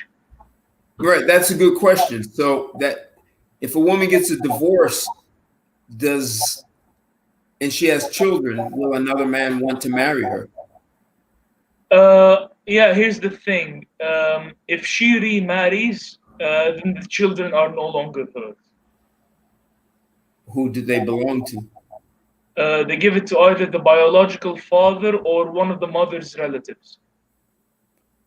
That's automatic. Is that by law or Yes, yes, that is automatic. If the mother remarries, then she loses all child custody. so then some women may not remarry until her children are adults, right? Yeah, that's what happens. If they have children of their own and they remarry, and they may not want to remarry because maybe they love their children, so they don't want to remarry. They want to keep their children. That's why they don't end up remarrying. Interesting. Yeah. I mean, again, we're talking about very rare cases. Divorce isn't really a big thing. It's really discouraged. Like, that's only if a divorce actually happens. Right, right. And well, is infidelity if the husband cheats, can a woman get a divorce for that? Yes, definitely. If a woman cheats or if a man cheats, yes, you can file for divorce for that reason. Okay. Do you have to prove it? How does that work? Yes, you have to. Yes, you have to prove that the man actually cheated on you, or the woman actually cheated on you. You're gonna have to prove that. We don't just, oh, okay. We don't just automatically believe the woman. or automatically believe the man. No, we actually require evidence. Okay, perfect. So hey, I just in the chat, there's a show that follows cheaters around. Does anyone know the name of that show? Do you know the name, Khalid? There's a show No, this is the in the first US. time I've ever heard of such a show. Oh So, yeah. So wow. there are women, probably guys too. There are women who will hire this show, and they'll investigate and follow the boyfriend or husband around. And then when he's in a car in a hotel room with a woman, they come in and they have all the camera. You know, it's crazy. It's like a reality TV show. Well, Wow. yeah, there it is. Called Cheaters. I knew someone would know. Yep. So Oh Jesus. Okay. I'll keep that in mind. I'll keep that in mind. Wow. I've never. Wow, a show where they follow cheaters around. Wow. I've never heard of such a show. so okay. Interesting. So if you are a cheater, does that just give you a bad reputation and no one's going to want to marry you? Definitely a bad reputation. You get shamed by your family. They're like, why did you cheat on your wife? Or why did you cheat on your husband? You're generally looked down upon by the community. And unless you find another spouse that maybe will take you in, your chances of remarrying are really slim. Really? Yeah, because the community sees you as an like they don't see you as trustworthy, whether you're a man or a woman. If you cheat, you're seen by the community as untrustworthy. You're like, well, you cheated before. Why would you not cheat on me? Common sense, right? Yeah, common sense. Like I said, people, common sense. You threw that shit all out of the window in the West. All right. You threw it all out the window. God damn it. So what's the strangest thing that's different between U.S. and Saudi Arabia that most people don't know? What's the strangest thing I saw as a Saudi Arabian? Well, what's the strangest difference? Like, there's something that you do in Saudi Arabia and we don't do. Maybe we wouldn't even understand it. Maybe it's like a strange custom. Okay, look, it's gonna be one thing, and that one thing is gonna blow it out of the water. Disciplining your fucking kids. Disciplining your damn kids. I mean, I'm a child. I'm 16, but I got beaten by my mom and by my dad whenever I fuck up. I get taught by them. That's why I don't act like a retard. I mean, some of y'all in the West think that beating your child or spanking your child if they fuck up, they think that is child abuse. I say, no, I've been spanked. I've been hit by brooms, by sandals, by my own mother's wrists. And that's why I'm not stupid. So wait, as a man, you can't spank your wife if she's acting crazy? I mean, it would depend on the context. I mean, it would depend on why is he spanking her. But no, domestic. But no, some people would see that as domestic abuse, and Domestic abuse. I mean, hey, if the woman likes it. Oh, you know about that stuff. Yeah, some women like that. I mean, why do you think 50 Shades of Grey is very popular among them, among women? Even in Saudi Arabia, was it played there? No, no, I don't think it was played there. I think it's like one of the few movies from America that was banned. Interesting. Okay. And I think everyone, I think you, Ted, and everyone in the chat knows damn well why it's banned. Why? I think everybody knows why it's banned. Hey, Skip. Yeah, that we've thrown them out the window. Yeah, the U.S. lives in a fantasy land. We fairy tales and Hollywood. So, you know, I'm not going to hold you forever, but I'm wondering, like here in the U.S., it's almost like people throw morals out the window, right? And what's most important the most important thing is how I feel. Do you make me feel good? People want love, even if the person is a criminal, and they say, "Oh, I'm in love with a criminal. You can't help it." So in Saudi Arabia, is everyone looking for love, or are they looking for something else when they choose a compatible mate? They have a set of standards when they're looking for partners. They don't just fall in love with a criminal out of nowhere. We actually have morals, like I said, discipline, family units, and traditionalism. This is what keeps the morals alive in a community. This is what makes women not act out in a degenerate manner. This also what keeps men from acting out in a degenerate manner, because we keep the morals alive, we keep the religion strong, we keep traditional values alive, we keep the family alive in general. All right. But, but apparently, after the 1960s, after the feminists in 1960s just threw all that shit out the window, now look at what happened to y'all in the West. Well, see, here's what a lot of people don't know. The 1920s, women did this in the 20s. They became very promiscuous. Didn't they fight in the 20s just to vote? I think. Well, right. Well, yeah, 1918. Here's the pattern, and you all have figured out how to contain it. So in World War One, men went to war, and we brought women into the workforce. And once we brought women into the workforce, they started saying, "I can be independent," and they become promiscuous, right? Then we had the stock market crash, depression. Women had to marry; they needed a man. Um, then World War II in the 40s, same thing happened. Men go to war, women take the jobs, and women once again, I'm independent. They want, Damn. and that becomes a problem. And then in the 60s, it was the same thing all over again. 70s. This time, we didn't stop it. Wow.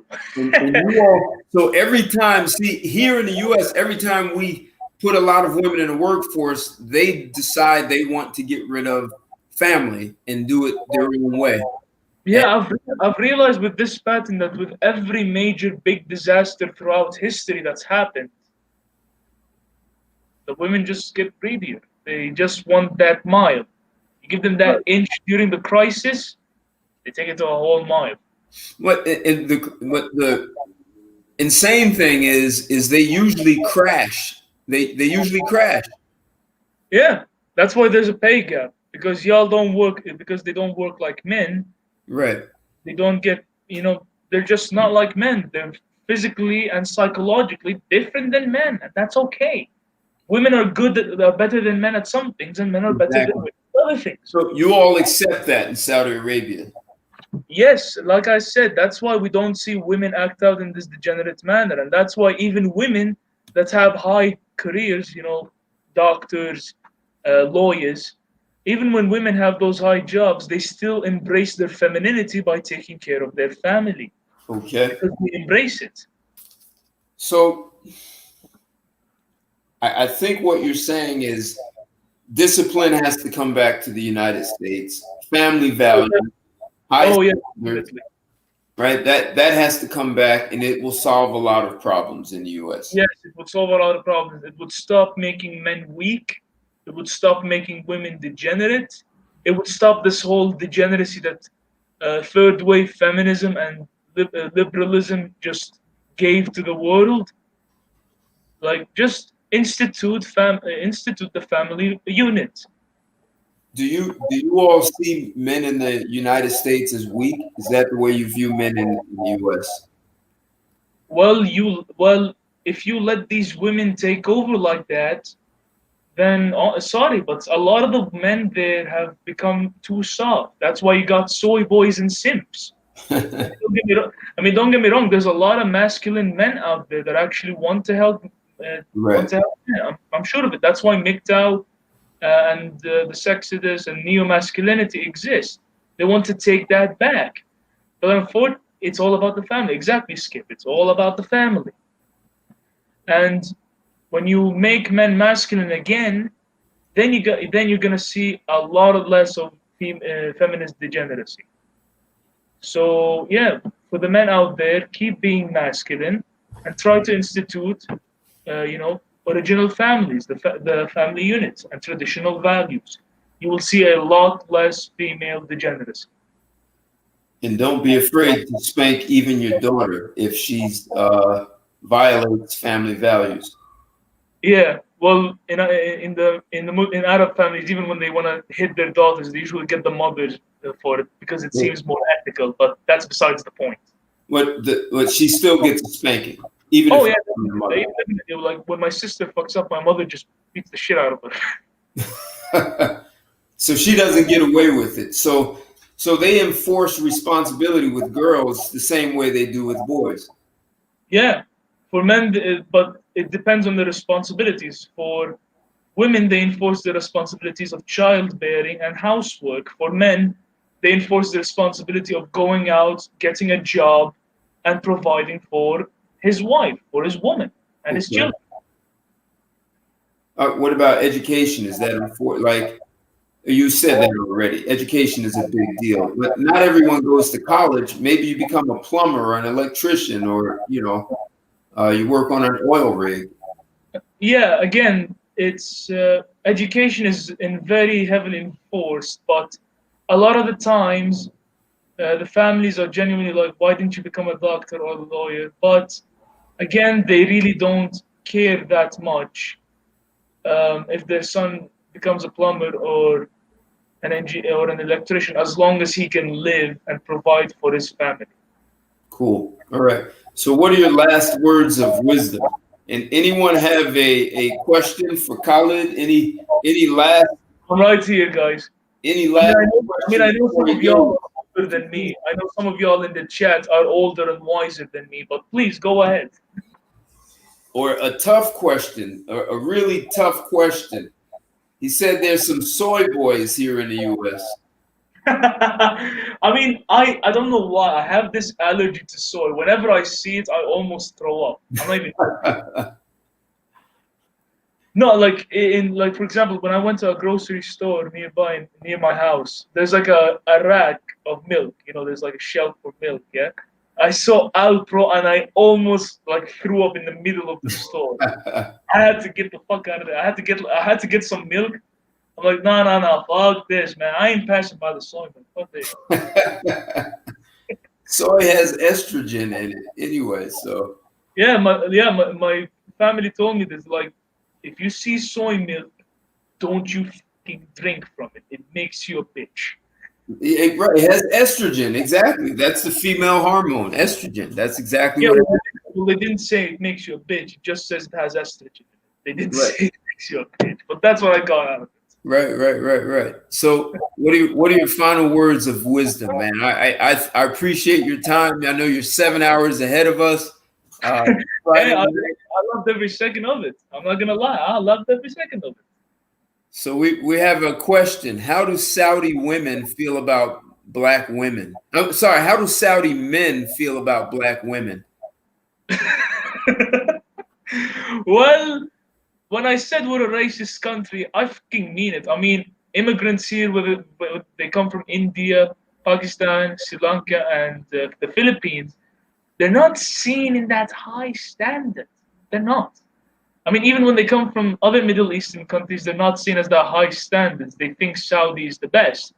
And most of the time, they usually marry Saudis. Like, it's very rare to see a Saudi woman marrying a non-Saudi man and vice versa. It's a really Okay. rare. So then, how do Saudi women feel about black women in the U.S.? I don't really have an opinion. I don't really know that much about what Saudi women think of black women. I Okay.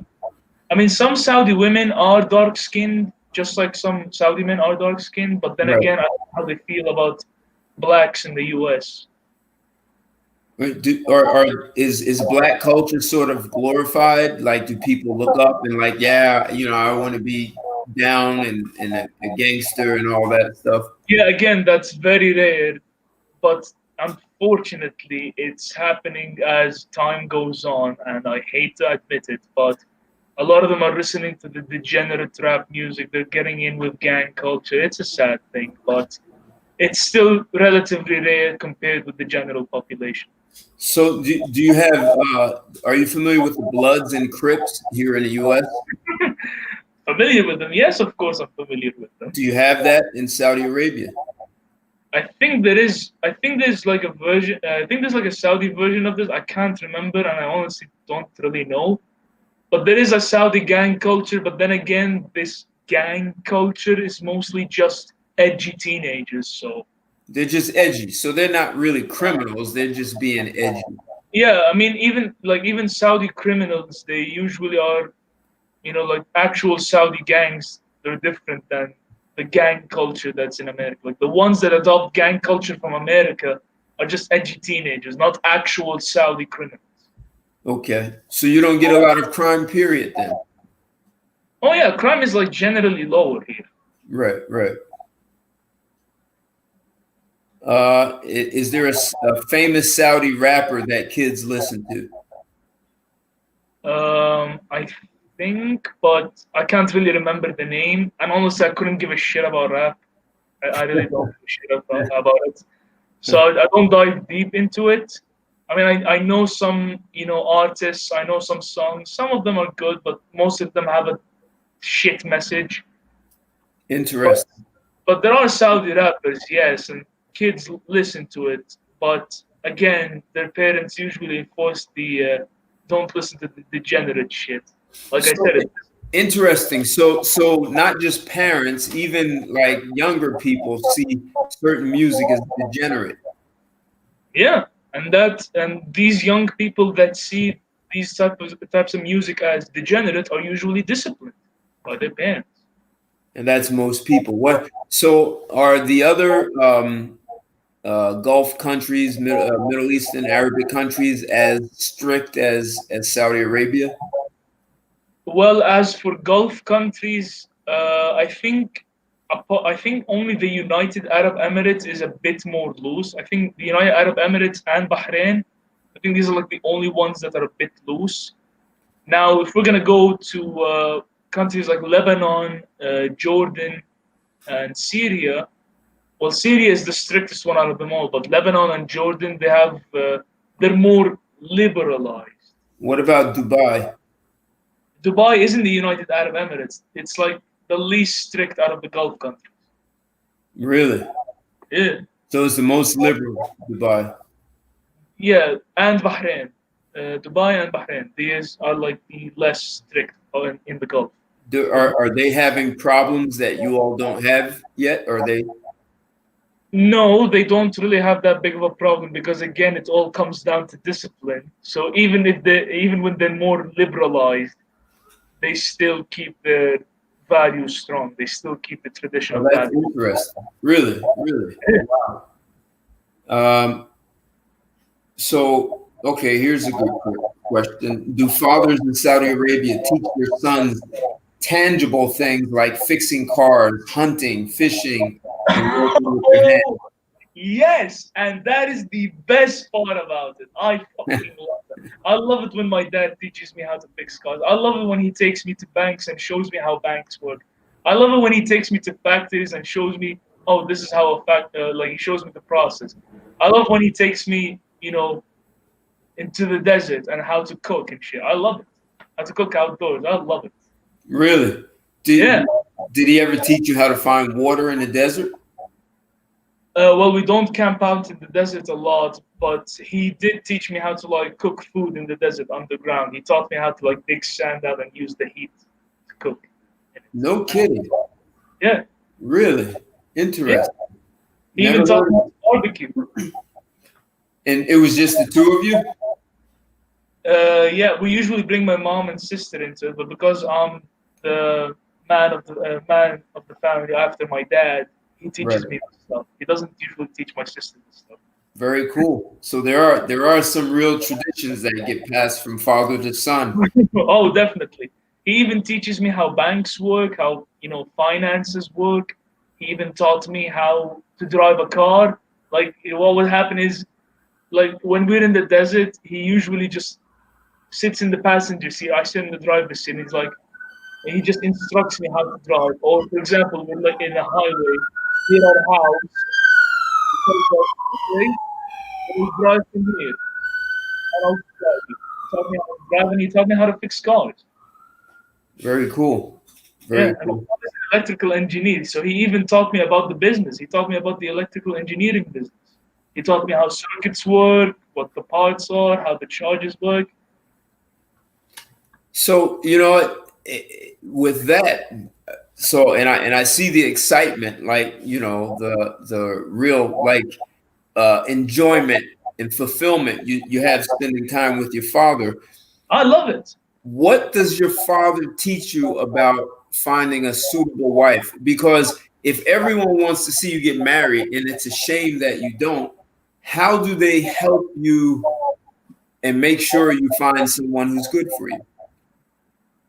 Well, he pretty much gives me the same advice as my mother does, which is take your time, don't rush into things too quickly, and don't beat your wife for stupid reasons. Just be caring, provide for your wife, but at the same time, don't let her be too loose. Take care of her like she's your own child. That's basically it. Okay. Well, do they tell you to look for certain things like if she's good with money, or she's knows how to cook, or she has a certain kind of degree, or like do they say, No, well, if she has a degree in art history, don't marry her? Like, no, they're not that strict on me. They're like, well, just find the woman that makes you perfect, that makes you feel good, that makes you think, that makes you imagine, that makes you think, oh, I can definitely marry her and have her children. Yes, I can marry with her. Like, find the perfect woman to you. okay, So yeah, they really like it's not what we think is the perfect woman, it's what you think is the perfect woman for you. okay, all right, I think that's a good thing. And even they do it with my sister. They're like, find the man that is perfect for you, not perfect for us. right, right, okay. So as long as she's perfect for you, they will embrace her. Yeah, they will definitely try and embrace it because maybe she might show some undesirable traits, but definitely they will be like, well, find the woman that makes you complete.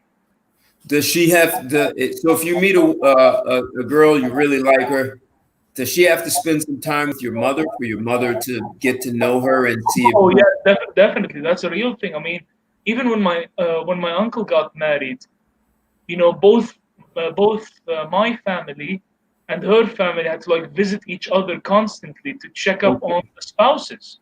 okay, Yeah, that's a real thing. I mean, even in divorce processes, they bring in both someone from the wife's family and someone from the husband's family to talk it out before divorce okay. happens to try and But, fix their but family. okay, I understand that. Except you're saying before you can even get married, uh, the woman you're interested in has to spend time with your parents so they can get a good sense of who she is, and then you have to spend time with her parents, right? Yeah, yeah, definitely. And that's alone, not without your girlfriend or fiance. You have to spend time with the parents, her parents alone, No, no, correct? no, no, no. Definitely, you're still gonna be there. It's just that your fiance is gonna be there as well. Like, Okay, okay, all right, because at the end of the day, like for example, if like the mother talks with my fiance, if my mom talks with my fiance, maybe then my mother would whisper to me, "Is this good for you?" Or she would give me advice on what to do with the fiance. okay, all right. Um, just a question here is, so I'm going to connect it to this. So do you have unemployment, and did the whole COVID-19 affect you all in jobs? Unfortunately, I mean, with my father, we got really lucky because my father usually works from home now most of the time. But yes, there is a lot of people that sadly don't have that luxury. Now are unemployed and they gotta find other jobs just to make ends meet. That is a sad thing. So there's no unemployment then.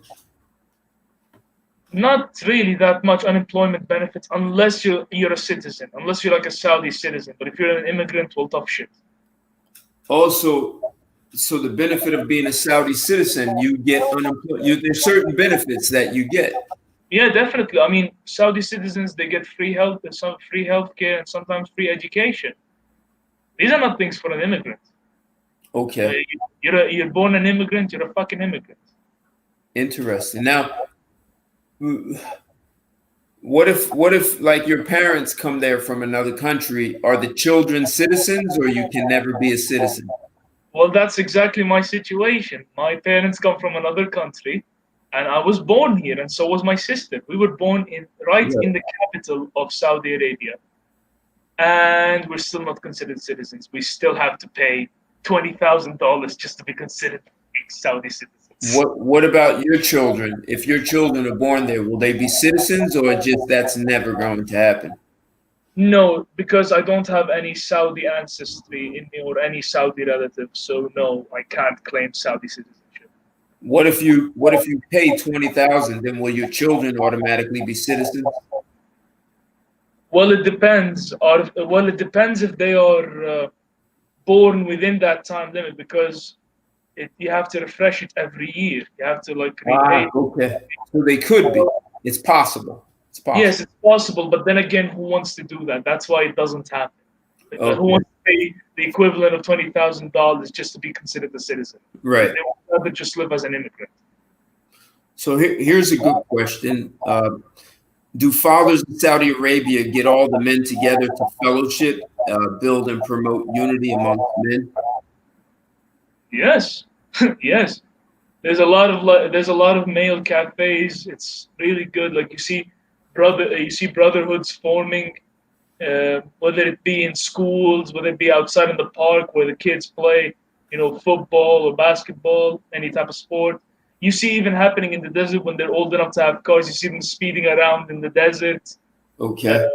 yeah, so really there is a lot of like male brotherhoods, like male brotherhood bonds that happen between friends and strangers.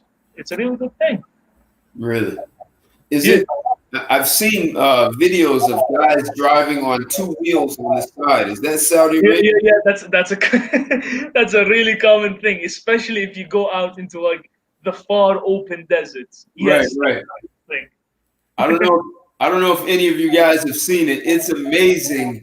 I've seen cars driving on two wheels, and then a guy climbs out the window, and he's just sitting there. I've even seen them when they've taken one of the wheels off, and he's still driving on two wheels. Man, Yeah, it's I know that happens, and even my father, like when we went out into the big open desert, he usually just speeds around and drifts. It's fucking fun. It is fun. so you've been in that. Oh, very cool. Oh, Okay. definitely. Oh, definitely. I mean, even in school, when the kids there are old enough to have cars, they usually, plan with their friends. Hey, you want to go to the desert and just drift around? They're cool with it. It's a real thing. Really? Yes, yes, it's dangerous, but it's fun. So it will the what do you call it? The police don't bother you if they see you doing it.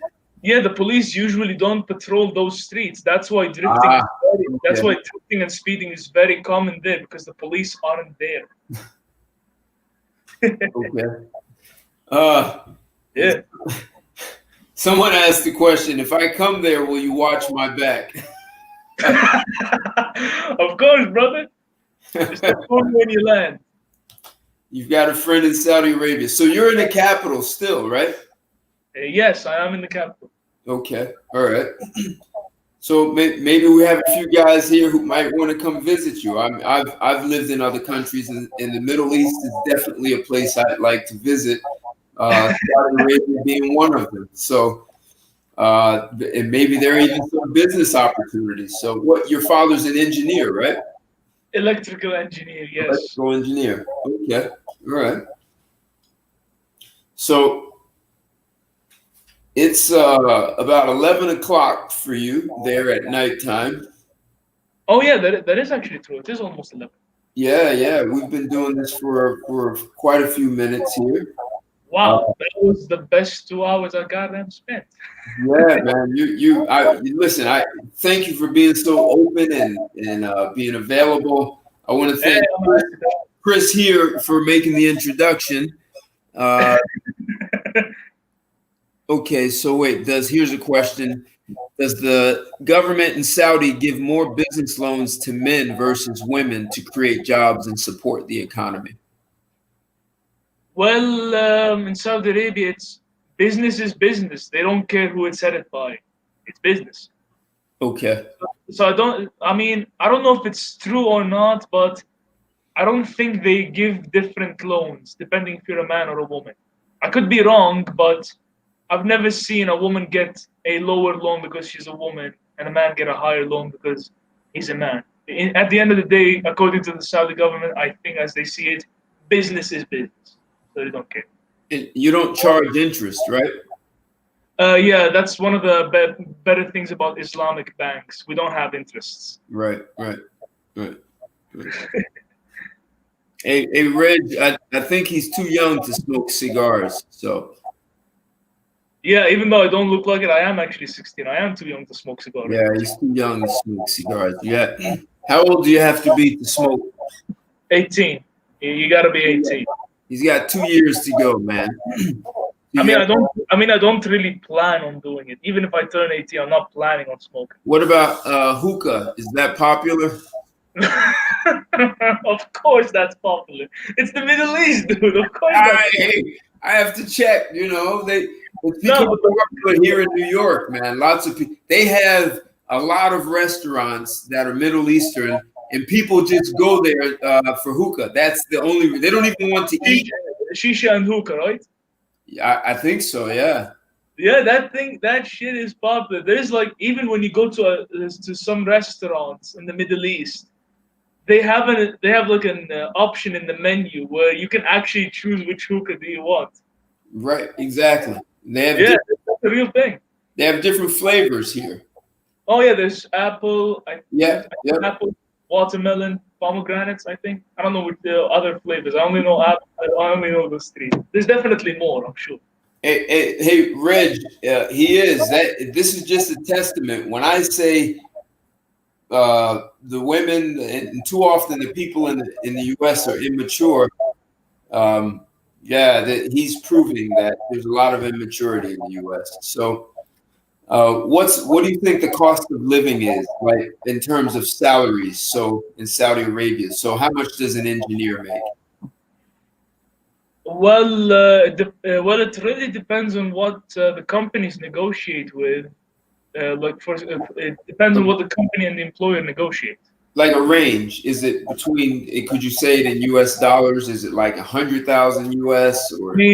I'll give. Okay, I'm gonna say it in terms of per month. I think the range is around $3,000 to $10,000 a month. Okay. So the rent. Okay. Rent is generally low here. Right. But for example, if you pay the equivalent of if you pay the equivalent of like $25,000 a year, you can get like a 3-bedroom, 3-bathroom house. Really? Yeah. Wow. I'm even joking. Wow. Yeah, rents here are really low. So let me ask then, is there a benefit of being a citizen? Do you pay less for things if you're a citizen? Oh, definitely. Being a citizen in any country, you get much better benefits. You know, you get welfare, you get to own land, you get to open your own business. What about paying for a mortgage or a rent? Like, if you're a citizen, do you pay less? Is it cheaper, or do they charge more to immigrants? I mean, I don't own a home in Saudi Arabia, so I don't think we got. I don't know about the mortgage system. For that, I think you're gonna have to talk with an actual Saudi that owns a house. But no, for an immigrant, you generally just pay the rent. You pay whatever rent you got. But they don't give lower rent to Saudi citizens, right? It's all the same for it's like business is business, right? No. I mean, even sometimes there are some housing projects that don't allow Saudis in there. Really? Yeah, like in the compound that I live in, they don't allow Saudis to live in there. Only foreigners. Yeah, it's like it's mainly it's really made up of foreigners. We got Lebanese, Egyptian. We even got a German, a Cypriot. So it's Really yeah. interesting. Okay. Can you smoke a cigarette or a cigar walking down the street? Well, I've never. I mean, it's not encouraged. But yeah, if you want to do it, do it. But it's not encouraged. Okay. Hey, hold. Someone rang my bell. 1 second. Uh, hey, Chad. How we all are doing?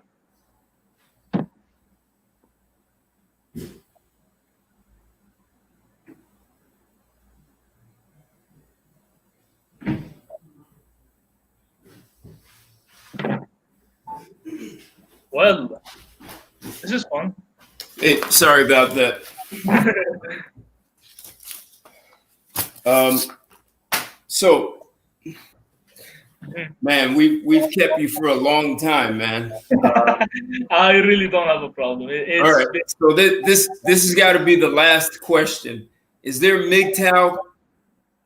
Is there a MGTOW culture in Saudi? yeah. I'm just watching the chat stream right here. I just saw. Is there a MGTOW culture in Saudi? Well, you gotta think about the origins of MGTOW. So let's be honest. How did MGTOW start? How did it begin? It was an answer to feminism. It was an answer to feminist degeneracy, right? Right. Exactly. So if there is no feminist degeneracy, how could you have a MGTOW culture? You don't need it. Yeah, exactly. There's no need for it. So, so you and I, when we were talking about this show, we came up with, is the Middle East doing it right? So, looking at the chats, listening to what you're saying, discipline, family values, it sounds like the Middle East is doing it right. So, Yeah. one of the other titles we looked at was, here's why patriarchy works. Right? Yeah. And it sounds like patriarchy does have its disadvantages, but it also has its advantages. right. So we're listening to you and hearing why patriarchy works. So we also said, should we return back to the good old days, right? So you guys still have the good old days. And one of the last things that we said is it time to put women on lockdown, and maybe it's time for the soy boys to go on vacation and return to being a man and put women on lockdown. I mean, hey, if we can do that, that'd be awesome. If we could, that'd be great. So what are your final words of wisdom of all? I have two questions. What did you get out of this conversation? So what did you get out? Like anything you want to take away from this conversation? I feel fucking sorry for the Western man. Ouch. I'm sorry. Ouch. Hey, I'm dead. If I'm gonna be honest, this is my honest opinion. I feel sorry. I genuinely do. Okay. And at the same time, and the second thing I got out of this conversation is, I feel sorry for the Western woman. I feel sorry for both. Why? Well, I feel sorry for both because, this progressivism has fucked over both genders. It's fucked over both. One, it has convinced one that they're worthless and pathetic, and it has convinced the other that they are gods, even though they're not. That's why I feel sorry for both. Genuinely. So no one's enjoying the ride anymore. No, I think get off the damn ride. That's a good way. Get off the ride. If you're not getting any joy out of it, just get off the damn ride. I mean, look. Even here, when we say the Middle East is doing it right, I'm not saying that rape and domestic abuse, the way they tolerate it in the Middle East is correct. In fact, I think it's abhorrent. It's wrong. But there are some stuff we're doing that is right. So what are your final words of wisdom for everyone? My final words of wisdom to everyone here in this chat is, don't lose hope. feminism will eventually die out because in its current state it cannot sustain itself. But you're gonna have to take action. You're gonna have to put your foot down. You're gonna have to start going back to tradition. You're gonna have to start raising families again. You're gonna have to discipline your sons and your daughters. You're gonna have to make men masculine again and women feminine again. Revert back to tradition. Stop with the degeneracy. Make men masculine again. And make women feminine again. That's my final word. Yeah, if men become masculine, women won't have a choice except to be feminine. Exactly. They won't have a choice. Hey, man, this has been a pleasure chatting with you. Had no idea how long this was going to go, but we're at 2 hours, and Yeah, it's been my pleasure, man, getting to know you. I think everyone in the chat has enjoyed you. oh wait, you see look, that? I'm gonna be nice and answer one last question from Chris Walk. I'm gonna be nice and answer that last one because I have all the time. How do Saudis view Trump? Ooh, well, it really depends on who you ask. I mean, a lot of the Saudis don't like him. I personally like him. There are some Saudis that do like him, but it's differing opinion. But the majority don't really like him. Any reason they don't like him? They see him as sorry. They see him as the Islamophobic type, but then again, it depends on who you ask from Saudi Arabia. I mean, I personally like him, but again, depends on who you ask. All right. And also because of his support for Israel, that's a whole other thing. But all right. Yeah. So listen, when I'm in Saudi Arabia, I'm definitely looking you up. I don't smoke cigars, so you don't have to worry about that. Don't worry about me. I'm fine. If I hang out with Reggie, he's gonna want to smoke cigars walking down the street. So, and I won't ask you where the soy milk is. You won't worry about that either. So. No, I can definitely tell. You're not gonna be asking. You look like the type of guy who would burn that shit down. You look like that type of Good. I'm good. The quality of men here. You gotta spank her sometimes, man. So anyway, hey man, it's been a pleasure. Thanks a whole lot. And yeah, maybe we'll chat. A privilege to talk with you and the chat here. I fucking loved every moment of it. Yep, it's been great. And I know you like to jump in with me on Instagram Live sometimes. So the invitation is open anytime. I do live streams. So and I'm usually talking about some social issues, or I'm usually talking about men becoming men again. I mean, that's the normal, right? Right. I'm bringing masculinity back. So like it or not, here it comes. Of course, that's the normal. You gotta make him masculine again. But on a serious note, Chris, Ted, really thank you guys for having me on the show. It was fucking fun to do this. I'm not even gonna sugarcoat it with any fancy words. It was a goddamn privilege to do this show and voice my opinion here. I fucking loved every second of it. And if y'all want to do this again, if either you or Chris want to do this again, please hit me up and I'll let you know. You got it. Thanks a lot. Have a good evening, man. Enjoy the weekend. Take care. Oh, you too. You too, man. All right. Bye. Hey, I want to thank everyone in the chat for joining me here.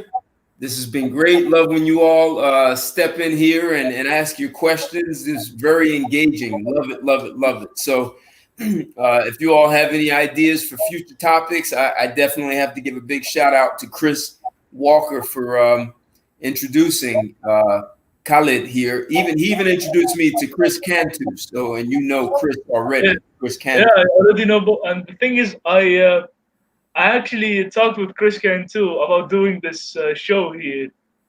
He actually said that he gave my name to you as well. Both Chris's did. Oh, interesting. Yeah. Both Cantu and Walker gave my name to you. So. Okay, perfect. So I must have gotten lost, and I think he did. I do remember that. just kind of got lost. But yeah, so I'm glad you came doubly recommended by two good guys. So I mean, I don't really care which Chris started. I fucking like it. I've been recommended by both. Goddamn. cool. I'm gonna sign out, everyone. Have a great evening. Love the talk, and my last words are bring masculinity back, and that's going to be up to men who are masculine to bring it back. It's on us. Take care, everyone. Goodbye. Goodbye, y'all.